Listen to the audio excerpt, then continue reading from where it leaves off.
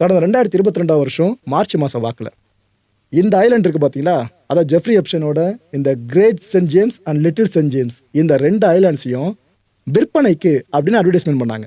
ஏன்னா செத்துட்டான். இதுக்கப்புறம் இந்த ஐலாண்ட் அவங்ககிட்ட இருக்க போகிறதில்ல, ஸோ சேலுக்கு கொண்டு வராங்க. அந்த டைமில் நியூயார்க்கை பேஸ் பண்ண பெஸ்போக் ரியல் எஸ்டேட் அப்படின்ற ஃபார்ம் தான் இந்த 2 ப்ராப்பர்ட்டியவும் நாம் எடுத்துப்போம் வாங்கிப்போம் அப்படின்னு வராங்க. எவ்வளோ தெரியுமா அப்போ இந்த அமௌண்ட் சொல்லப்படுச்சு? $125 மில்லியன் இதுக்கான ரேட்டை கோட் பண்ணாங்க.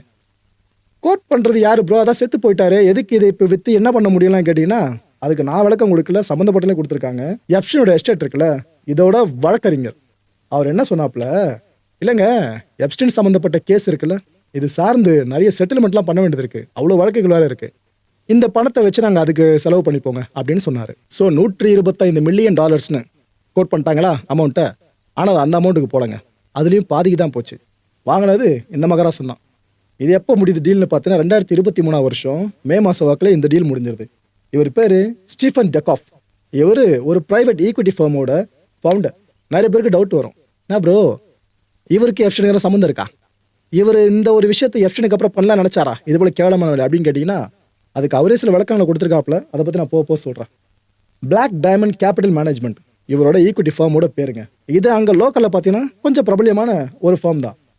இவர் இந்த 2 ஐலாண்ட்ஸே வாங்கிட்டாப்புல. எவ்வளோ அமௌண்ட் தெரியுமா? $60 மில்லியன் செலவு பண்ணி அந்த 2 ஐலாண்டையும் தனக்குரியதாக மாற்றிட்டாப்புல. அமௌண்ட் குறைஞ்சதெல்லாம் ஓகே ப்ரோ, ஆனால் இவர் எதுக்காக இதை வாங்கணும் அப்படின்ற கேள்வியை திரும்ப திரும்ப பல பேரும் கேட்பீங்க. அவரோட ஸ்டேட்மெண்ட்டே பதிலாக கொடுத்துட்றேன்.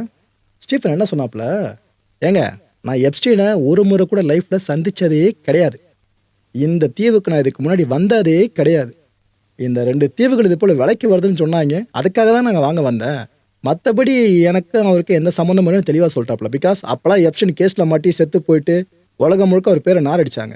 இவர் கரெக்டாக அந்த டைமில் போய் தீவுகளை வாங்கவே தான் பல பேர் இவர் பக்கம் திரும்பிட்டாங்க, எப்ஸ்டைன் ரொம்ப நெருக்கமோ அப்படின்னு சொல்லிட்டு. ஸோ ஒரு கிளான்ஸ் இங்கே பார்த்தாச்சா என்ன விளக்கம் கொடுத்தாருன்னு.